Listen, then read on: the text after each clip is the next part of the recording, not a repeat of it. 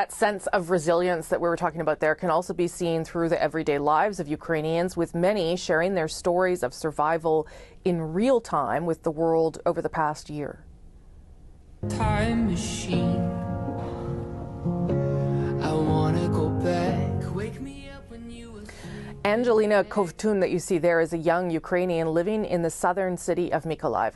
Her social media offers her tens of thousands of followers a glimpse into her new reality, her struggles, and even, yes, some moments of joy. It is an outlet for Generation Z to document war in 2023. I spoke to Angelina from her home in Mykolaiv about how she's adapted to life in a war zone and what she wants the world to know about Ukrainians.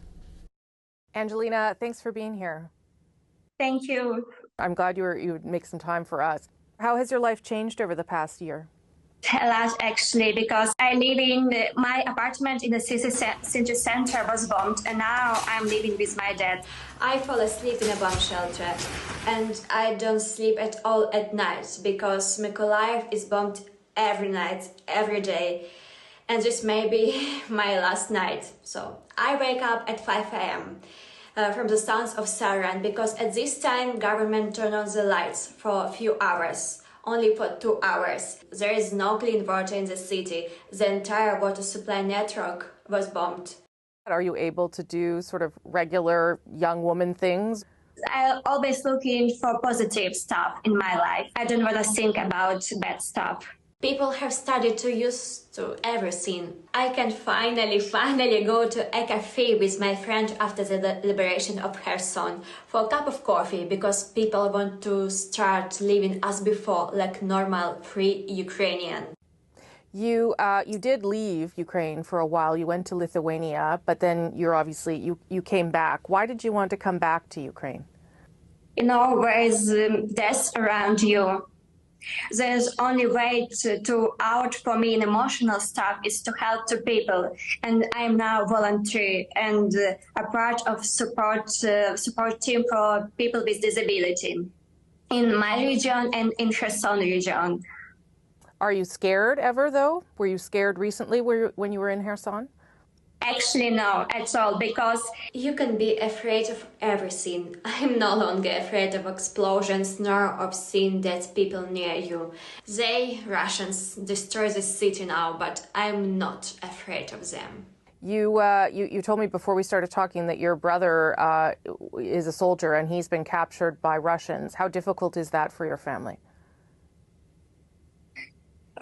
It's so difficult. We are now in Ukraine with my dad because we're waiting from his comeback to us. The first time we found out after disconnection communication with him, we saw on the Russian channel how the Russians make him talk. Horrific sight. My family cried for a week. Only after that we learned that he was alive in captivity. It's most important thing for us. It's of course it's victory of Ukraine and comeback of my brother to home. Why do you want to document your life on social media during the war? Why are you doing that?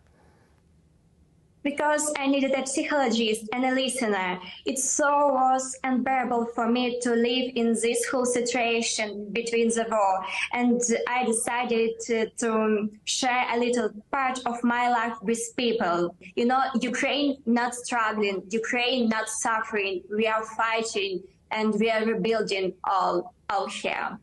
In the past few months, to the city returned 200,000 of people. So everything right now is opened and everything rebuilt. You know, before the war, I wanted to be in a political sphere.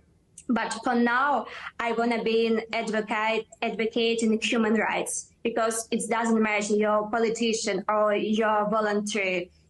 One thing, the main thing in this planet is humanity. Well, Angelina, thank you for sharing some of your life with us. I appreciate that. Yeah, thank you so much for your support.